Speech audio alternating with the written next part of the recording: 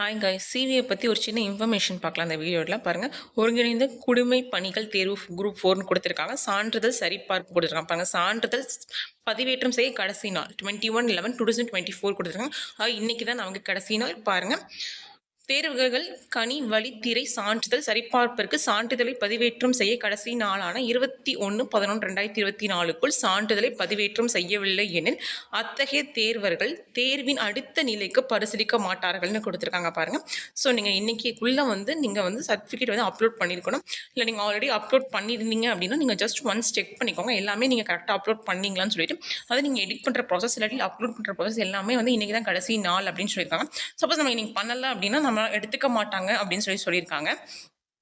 Maximum நிறைய எல்லாமே பண்ணியிருப்பாங்க. 1-2 மெம்பர்ஸ் சில சர்டிஃபிகேட்ஸ்க்காக வெயிட் பண்ணியிருப்பாங்க. அந்த மாதிரி இருக்கவங்க மேக்ஸிமம் நீங்கள் இன்றைக்கி ஆஃப்டர்நூனுக்குள்ளே முடிச்சிருங்க கைஸ்.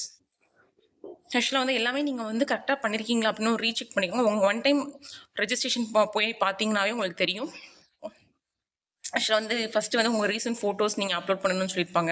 அதுக்கப்புறம் கம்யூனிட்டி சர்டிஃபிகேட் அப்படின்னா நீங்கள் அப்பா பேர் இல்லாட்டி அம்மா பேர் வச்சு பண்ணலாம்னு சொல்லியிருப்பாங்க. நெக்ஸ்ட் எஸ்எஸ்எல்சி சர்டிஃபிகேட், அதுக்கப்புறம் 12th சர்டிஃபிகேட் இல்லாட்டி அதுக்கு ஈக்குவலண்ட்டாக ஏதாவது சர்டிஃபிகேட் இருக்கான்னு சொல்லிட்டு, அப்புறம் நீங்கள் யூஜி வச்சுருந்தா யூஜி, பிஜி வச்சு பிஜி, பிஇ அந்த மாதிரி இருந்தால் நீங்கள் உங்கள் டிகிரி சர்டிஃபிகேட்ஸ் எப்படி இருக்கும் அந்த மாதிரி. அதுக்கப்புறம் BST 1 to 5th, 6th to 10th, இல்லாட்டி 11th 12th அந்த மாதிரி உங்களுக்கு பிஎஸ்டிஎம் இருந்துச்சு அப்படின்னா நீங்கள் அந்த மாதிரி உங்கள்கிட்ட என்ன பிஎஸ்டிஎம் இருக்கோ நீங்கள் அதை வச்சு அப்ளை பண்ணலாம்.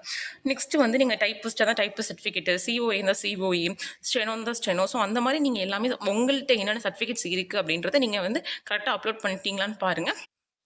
ஏன்னா உங்களுக்கு எடிட்டிங் ப்ராசஸ் அந்த மாதிரி எதனாலுமே நமக்கு இன்றைக்கி மட்டும் தான் டைம் கொடுத்துருக்காங்க. ஆல்ரெடி நான் இதை பற்றி டீட்டெயில் வீடியோ கொடுத்துருக்கேன் கைஸ். அதோட வீடியோ லிங்க் டிஸ்கிரிப்ஷன் கொடுக்குறேன். வேணும்னா நீங்கள் யூஸ் பண்ணிக்கோங்க கைஸ்.